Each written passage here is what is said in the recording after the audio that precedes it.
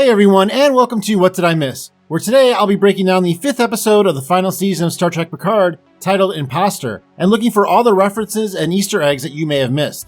The title of the episode is a reference to the main villains this season, the Changelings, who now it seems can perfectly mimic other humanoid beings. If you want to know more about the history of the Changelings, I highly recommend that you check out a video I just put out about them, that I will leave a link to in the description of this video. The title Imposter is also a reference to the building tension created by these villains, whereas the crew are unable to trust anyone in Starfleet or even each other. This situation is very similar to the one created in the classic science fiction film The Thing, directed by John Carpenter and released in 1982, which is a retelling of the novel Who Goes There by John Campbell, which was released in 1938. In that film, an alien is able to mimic human beings and animals on a remote post in Antarctica, and the survivors there are slowly picked off until only two remain. And by the end, even the audience is not sure who is human and who is alien.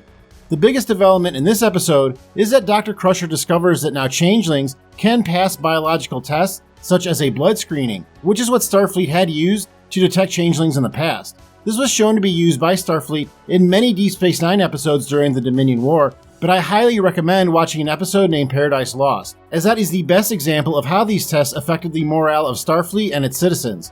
Not to mention that even before this season of Picard, there were changelings that found ways around these tests and even used them to frame Starfleet officers. Even still, Seven states early in the episode that this type of testing and screening is still done on all Starfleet ships since the Dominion War. After the intro, Riker is required to give Captain Shaw back command of the Titan and does so by saying, "I relieve you, sir." I stand relieved. We have seen this ceremony on Starfleet vessels a few times before, such as in the aptly titled Next Generation episode, Chain of Command. I relieve you, sir. I stand relieved.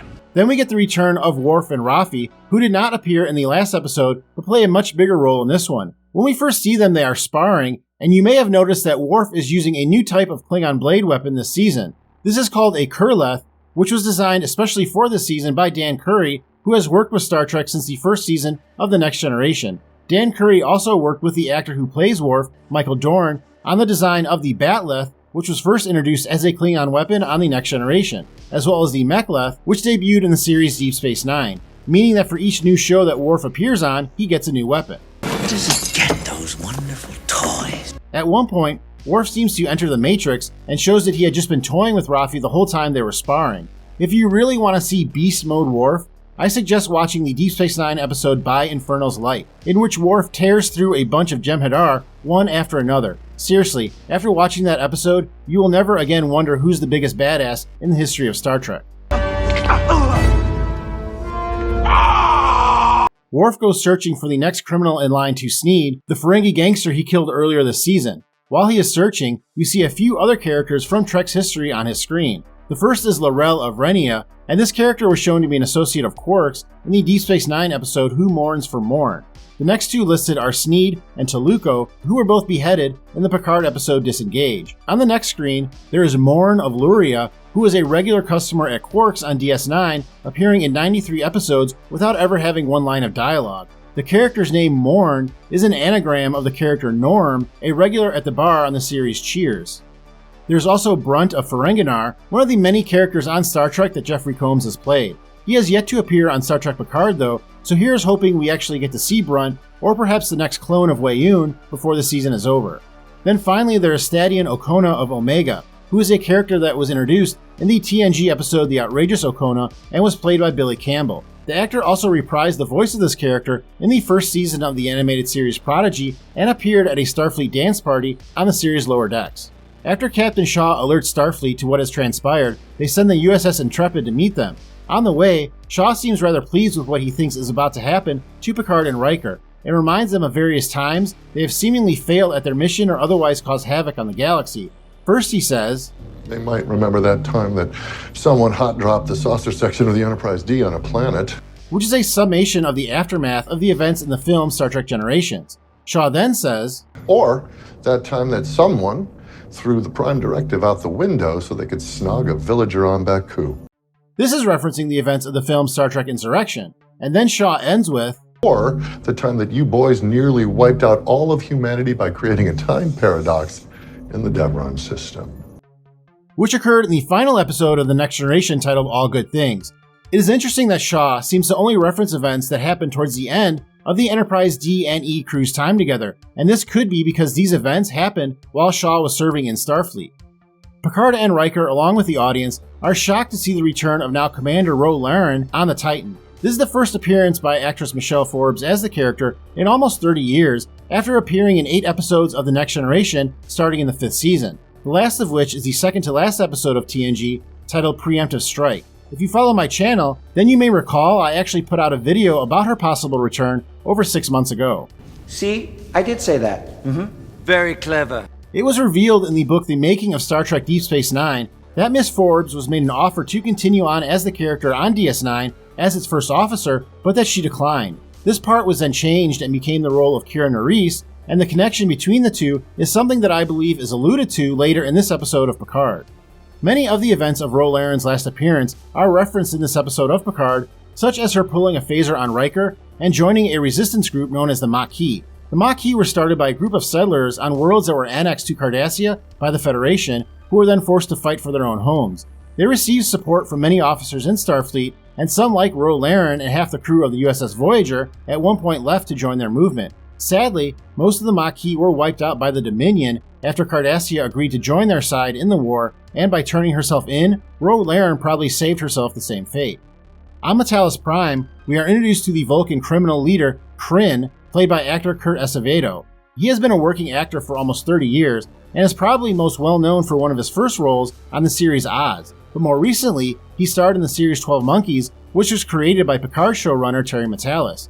Kryn mentions to Worf and Raffi that he and Sneed were very close, and if you recall, Sneed was also played by an actor who starred on 12 Monkeys, Aaron Stanford. In that series, the characters that Mr. Stanford and Acevedo played are very close, similar to Sneed and Kryn. It turns out that the Raffi we have been watching on the planet is a hologram and is wearing a mobile emitter that allows her to exist outside of a holodeck. This technology actually originates from the 29th century and was given to the holographic doctor on the USS Voyager episode Future's End. Speaking of the holodeck, Ro has Picard enter the holodeck version of 10 Forward Avenue at gunpoint, after which Picard turns off the safety protocols. You may have noticed that throughout the season, there are moments that have been teased in the show's end credits, such as Captain Shaw's service on the USS Constance and the date referencing the Battle of Wolf 359. There is also a quick LCAR screen showing that the safety controls have been taken off of the holodeck, referencing this scene in this episode. Picard asks Ro, "You do remember Guinan, don't you?" And both of them, along with Picard, were turned into 12-year-olds along with Keiko O'Brien in the Next Generation episode Rascals. That episode also featured Riker and a young Picard at one point pretending to be father and son. Back on the planet, Kryn has Worf and Raffi take part in a one-on-one battle to the death. This is apparently a very common occurrence in Vulcan tradition, and we witness it first in the infamous original series episode, Amok Time, something Raffi actually calls out. Fight to the death? How original. Kryn reveals that he was able to get past the advanced AI at Daystrom Station with a device that can exploit its weaknesses. This is a theory, but I think that lore could be the AI guarding Daystrom Station, and the device used to defeat him is the hologram of Professor Moriarty. I say this because we know both characters will appear at some point this season, and there are clues already that Lore was or is at Daystrom Station. The hologram of Professor Moriarty was created in the Next Generation episode Elementary My Dear Data, with the explicit purpose of being able to defeat Data, Lore's brother, so it stands to reason that the good professor would be able to defeat Lore as well. On the Titan, Ro gives Picard a Bajoran earring and leaves for the Intrepid. We see later that this earring actually holds the data behind her entire investigation. But eagle-eyed Star Trek fans may have noticed that this earring is not actually the one the character wore during her time on The Next Generation. It more closely resembles the one worn by Kira Nerys on Deep Space Nine, which is a possible nod to the connection between the two characters that I mentioned earlier. Ro is forced to make the ultimate sacrifice and pilots her shuttle toward one of the nacelles on the Intrepid after saying goodbye to Picard. It is ironic that Ro's last scene takes place on a shuttle, since that is where she was last seen in the TNG episode Preemptive Strike. Shaw then agrees with Picard and Riker and puts the Titan at red alert. While this is happening, 4 changelings try and capture Jet Crusher, who then proceeds to demolish them like his name is John Wick.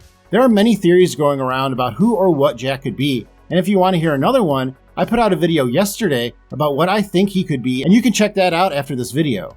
Well, that was everything I found, but let me know in the comments if I missed anything. Thank you very much for watching this video. Please hit that like button if you have enjoyed it, and I will see you next time on What Did I Miss?